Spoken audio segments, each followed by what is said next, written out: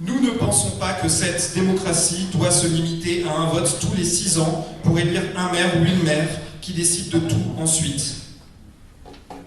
Alors voilà, si nous décidions déjà de tout à l'avance, avec un programme écrit à la moindre virgule, on serait en train de vous mentir en disant que nous voulons donner le pouvoir à nos concitoyennes et nos concitoyens.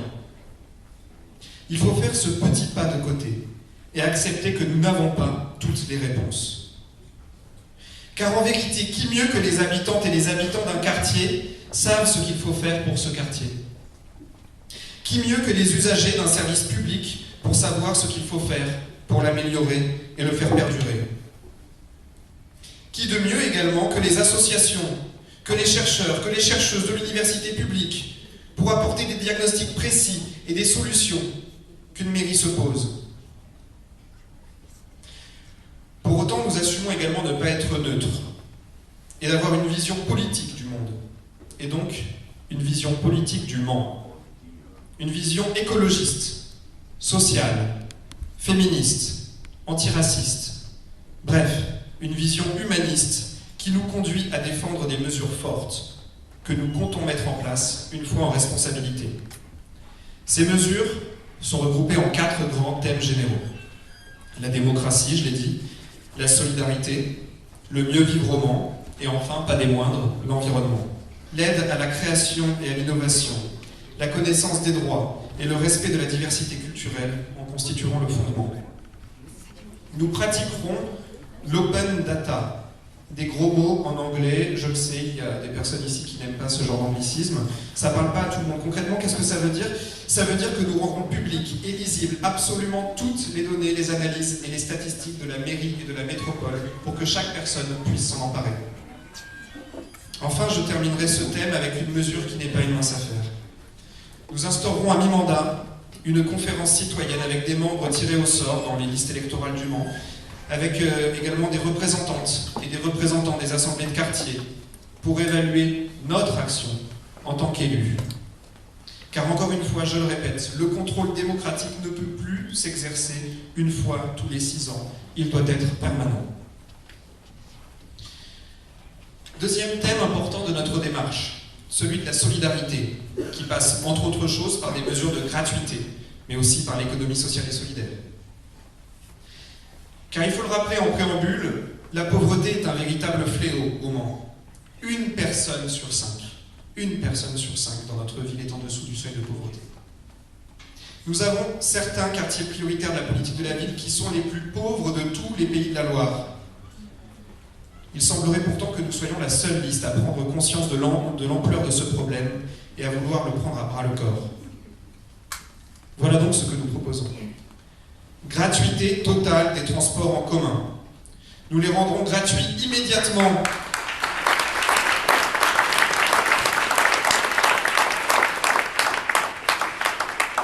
Immédiatement pour les moins de 25 ans. Puis, sous 4 ans, nous basculerons progressivement à une gratuité totale pour toutes et tous. Une mesure d'urgence qui est à la fois environnementale, sociale, bénéfique au commerce de centre-ville trop malmené, écrasé par la concurrence des zones commerciales périurbaines. Une mesure également qui contribuera à rompre l'isolement social dans les quartiers de certaines personnes qui subissent la grande misère. Cette mesure, contrairement à ce qui nous est annoncé, est raisonnable et chiffrée.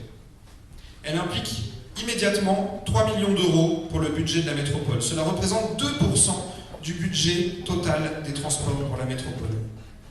Ce n'est rien.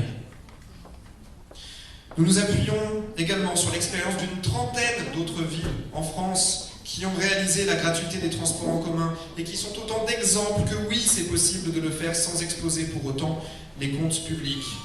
Notez d'ailleurs, nous le disons et nous le dirons toujours, que l'argent, la façon dont on dépense l'argent en public, ça ne doit pas être soumis à une question uniquement comptable. C'est une affaire de choix éminemment politique. Regardez toutes les mesures qu'annoncent les autres listes.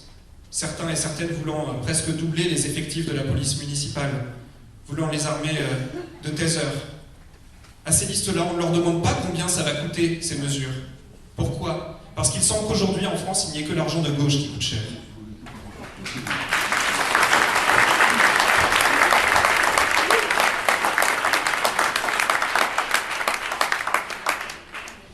Nous transformerons l'espace de vie sociale des quartiers Bellevue-Banjean en un véritable centre social de plein exercice, comme nous le demandions déjà en 2014.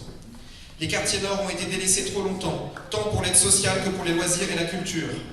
Nous travaillerons avec les centres sociaux à la création d'un bus itinérant des services et des droits, équipé d'un espace numérique pour aider aux démarches sur Internet. Ce bus social ira à la rencontre des habitantes et des habitants à l'intérieur même des quartiers. Nous garantirons l'accès gratuit au parking de l'hôpital, dont la privatisation confiée à Célonia, officier de la Ville est un scandale. Célonia, officier de la Ville du Mans, comme je le disais, qui, je le rappelle, est présidé par un membre d'Europe Écologie Les Verts qui a fait le choix de partir contre le vote de ses propres militants sur la liste de Stéphane Le Foll. L'accès à l'eau est un droit inaliénable. C'est ce qu'on appelle un commun. Nous rendrons gratuits les premiers mètres cubes d'eau pour chaque foyer. La tarification deviendra progressivement plus élevée pour les mètres cubes suivants, de sorte que les plus gros consommateurs seront ainsi les plus gros payeurs, mais seront également incités à réduire leur consommation pour préserver ce bien vital. Encore une mesure qui est à la fois sociale et écologique en somme. Nous aiderons l'émergence de nouveaux services, épicerie sociale, lieux de réparation, recyclerie, friperie solidaire et bien d'autres. L'idée sera de favoriser l'économie sociale et solidaire plutôt que l'économie mondialisée, qui à terme est destructrice pour la nature et pour les emplois, j'y reviendrai. Nous aurons une politique d'aide aux personnes âgées, en perte d'autonomie, les plus modestes. En effet, alors que le minimum vieillesse passe à peine la barre des 900 €, l'accès aux résidences gérées par la Ville du Mans par le biais du CCAS est extrêmement difficile pour un certain nombre de nos aînés à cause des tarifs. Nous réformerons la tarification et mettrons en place des aides pour les personnes les plus modestes. Troisième thème de notre programme, mieux vivre au Mans. Nous constatons avec dépit qu'un certain nombre de listes qui concourent dans cette élection pour le suffrage de nos concitoyennes et de nos concitoyens n'ont qu'un seul mot à la bouche: l'attractivité. L'attractivité. Ah. Qu'est-ce que ça vous dit, l'attractivité, hein? C'est de l'attractivité pour vous? Non? C'est un mot qui ne nous convient pas, nous, l'attractivité. Qu'est-ce que c'est l'attractivité sinon la mise en concurrence permanente des villes entre elles? Une attractivité faite pour capter des entreprises internationales, des cadres supérieurs, des talents, comme on les appelle, pour que le Mans soit plus compétitif dans la féroce bataille que se mènent les villes entre elles. Alors qu'au contraire, nous vivons à une époque qui n'a pas besoin de plus de concurrence, mais de plus de solidarité et de plus de complémentarité. Nous le disons, cette attractivité chère à Stéphane Le Foll, entre autres, ne prend pas du tout en compte les besoins des Mancelles et des Manceaux qui vivent ici. Les talents, ils sont là. Ce sont celles des Mancelles et des Manceaux qui demain seront chassés toujours plus loin du centre-ville tant les loyers auront augmenté dans la ville embourgeoisée et gentrifiée que nous vendent la plupart des autres candidats et candidats à cette élection.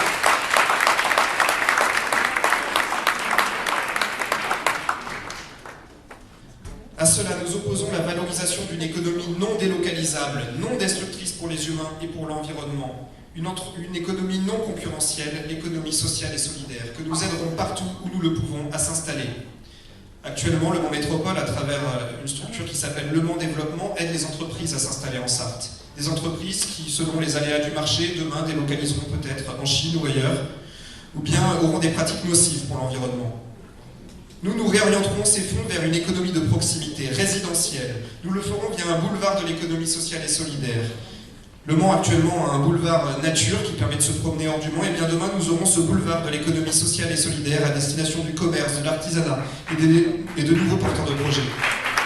Par le biais également d'aide à l'installation dans les commerces en friche, par le biais d'une maison de l'économie locale permettant d'aider à la bonne réalisation des projets et d'apporter un suivi de leurs avancées jusqu'à leur indépendance financière. Le Mans, capitale régionale de l'économie sociale et solidaire, voilà notre ambition de demain.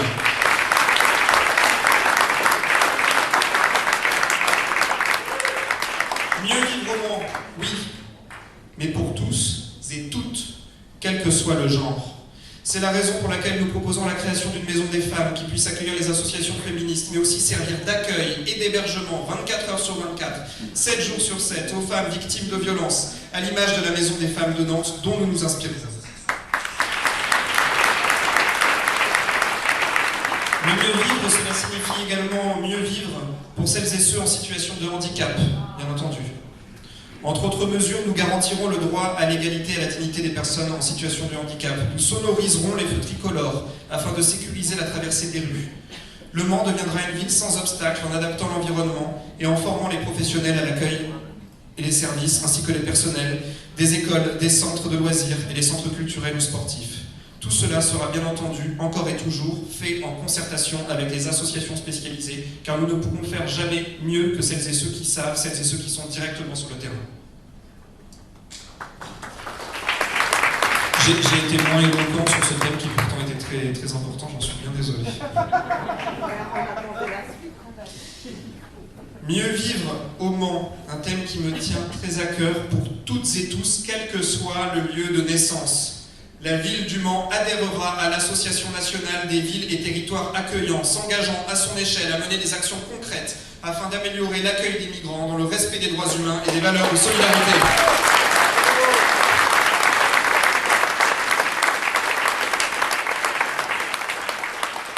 On le sait,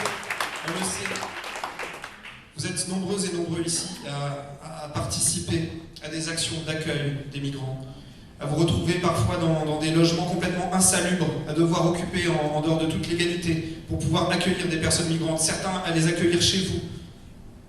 Ce n'est pas à vous de faire ça, c'est au pouvoir public. C'est pourquoi nous changerons cette donne et nous nous engageons à aider ces personnes dans le besoin. Désolé, j'ai un peu d'émotion, c'est un thème qui me tient à cœur. Mieux vivrement, cela passe aussi par la question culturelle. Nous souhaitons que la politique de demain sorte des grandes salles et se diffuse partout dans les quartiers, à la rencontre des habitantes et des habitants.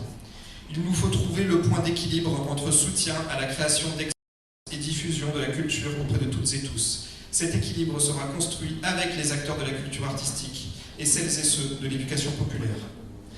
Mieux vivre au Mans, cela passe également par la question universitaire. La coopération avec la recherche universitaire est la condition même de notre projet, par l'apport des connaissances qu'elle peut produire pour les mettre au service du projet de notre territoire.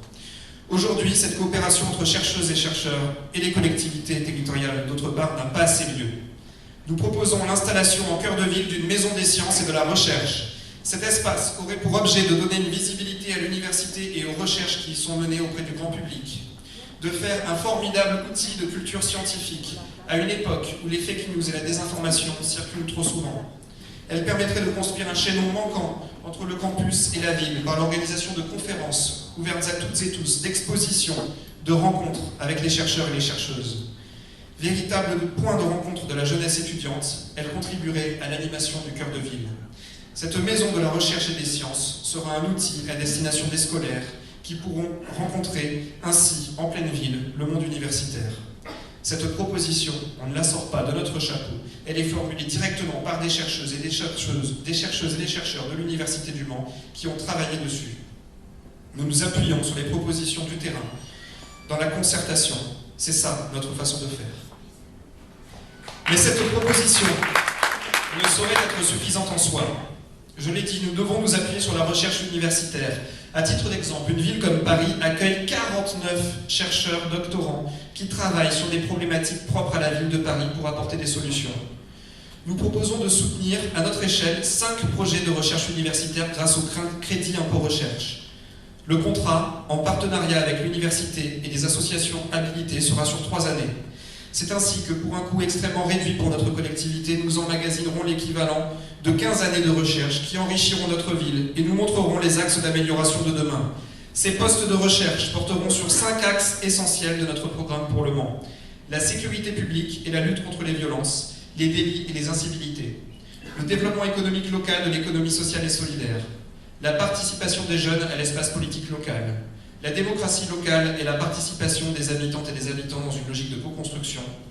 Le développement écologique, l'autonomie alimentaire et le développement des terres agricoles.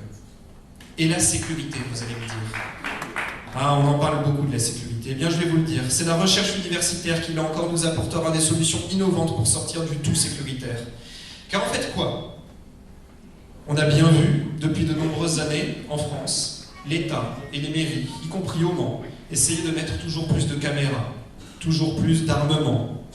Et pour quel résultat? Aucun. L'insécurité ne baisse pas. Et le sentiment d'insécurité, qui est un tout autre problème, lui, augmente. Étrange. Il faut dire qu'à force d'aligner les mesures toutes plus sécuritaires les unes que les autres et de ne parler que d'insécurité à longueur de temps, on finit par avoir l'impression qu'on est en guerre, que la violence est partout. Alors nous demanderons au monde universitaire de proposer d'autres types de solutions, en intervenant contre la grande pauvreté, contre l'exclusion, en réparant le lien social qui est abîmé et en repensant s'il le faut l'architecture urbaine. Nous trouverons des solutions non dogmatiques au problème de l'insécurité. En nous appuyant également sur les assemblées de quartier qui savent mieux que quiconque les problématiques liées à leur environnement. Nous en sommes sûrs, chaque situation de crise économique et sociale engendre son lot de violence. Nous proposons donc de nous attaquer à la source du problème plutôt qu'à son symptôme, à la misère elle-même. L'éducation populaire sera un formidable allié dans ce combat.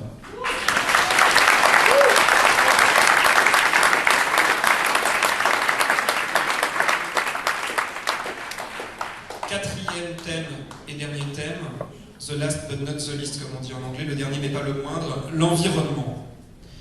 Je le disais, nous vivons donc un moment clé de l'histoire de notre espèce, un moment où nous sommes collectivement amenés à faire des choix qui impactent la totalité des écosystèmes de notre planète et la totalité de notre espèce.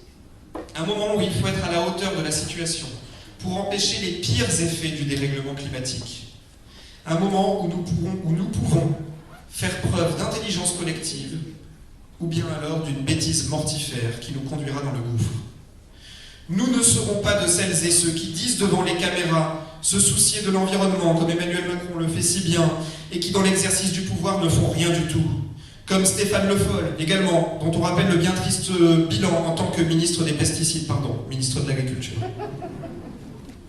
C'est la raison pour laquelle nous, en responsabilité, nous nous engagerons à mettre en œuvre les 32 mesures du pacte pour la transition élaborées par une cinquantaine d'associations citoyennes et environnementales à destination des municipalités. Je ne vais pas les détailler ici, je vous invite à aller consulter ces 32 mesures sur le site citoyen transitionscitoyenne.org. C'est extrêmement bien fait, très lisible. Nous nous engageons également à réaliser un plan pour l'isolation des bâtiments, car le rythme engagé actuellement est insuffisant pour avoir un réel effet. Cela passera par une aide pour les ménages les plus modestes. Nous mettrons également en place un véritable plan mobilité pour les transports doux, vélo, marche, transport en commun. Le plan vélo permettra de développer ce mode de transport en sécurisant les déplacements et en protégeant les vélos en stationnement par des abris vélos adaptés et gratuits à des endroits stratégiques de la ville. Ce plan sera finalisé avec les usagers et les usagères des associations et les associations. On ne peut que regretter qu'une municipalité qui se dit soucieuse de ces enjeux ne se soit pas posé ces questions lors de la réalisation des lignes de tramway, par exemple, laissant des pistes cyclables bien trop étroites sur les grands axes. La proposition de transport en commun gratuit que j'ai déjà mentionnée va dans ce sens de notre engagement environnemental. Cette proposition est essentielle pour changer notre usage de la ville du Mans et les modes de déplacement. Nous arrêterons les politiques de minéralisation de la ville. Les arbres sont indispensables. Ils sont le poumon de nos villes. Ils absorbent le CO2. Ils sont aussi un régulateur thermique naturel essentiel à une époque où nous sommes amenés à vivre de plus en plus de canicules. Il faut en finir avec les sécateurs mers et préserver notre patrimoine végétal. Tout plan immobilier sera obligatoirement accompagné d'engagements contraignants des promoteurs, notamment pour la protection des arbres de plus de 30 ans.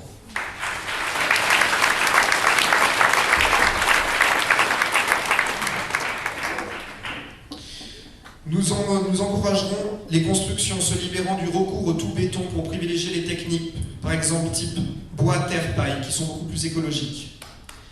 La ville du Mans, mais je sais qui applaudit à cette mesure. La ville du Mans dispose des compétences locales en architecture permettant de systématiser ces procédures qui sont non ruineuses pour les ressources de la planète. Alors que près de 9000 logements sont vacants au Mans, essentiellement dans le parc privé, j'en conviens, nous privilégierons la réhabilitation et la reconstruction. Nous suivrons en cela les recommandations les plus récentes du GIEC en matière de protection des ressources de la planète et de son réchauffement. Les dents creuses, C'est un mot qui est apparu récemment, dont on entend parler tout le temps, puisque Stéphane Le Foll le rabâche à longueur de temps. Voilà, ces dents creuses, elles ne seront pas systématiquement bâties, mais elles serviront au contraire à des campagnes de reboisement ou encore à des potagers partagés par les habitantes et les habitants. Nous interdirons les constructions inutiles en périphérie qui fleurissent actuellement au détriment des terres agricoles indispensables pour penser nos vies autrement. Nous ferons voter une révision du PLU, le plan local d'urbanisme, qui a été adopté la semaine dernière en conseil communautaire.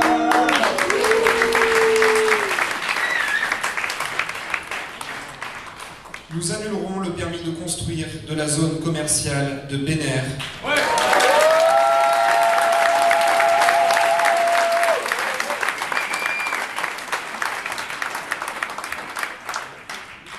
Et nous refuserons de payer. Pourquoi ? Parce que c'est un combat politique, il en va de l'enjeu, de l'intérêt général, de l'intérêt public. Nous refuserons de payer. Alors oui, bien sûr, nous ne mentons pas à nos concitoyennes et nos concitoyens. Viendra peut-être un jour où la justice viendra prélever directement dans nos comptes les sommes que nous devrons à ce promoteur destructeur de la nature. Nous y serons peut-être contraints un jour, mais c'est pas grave. On vit un moment de l'espèce humaine où 1 million d'euros, 2 millions d'euros, c'est moins important que continuer à bétonner. Il faut que ça s'arrête maintenant.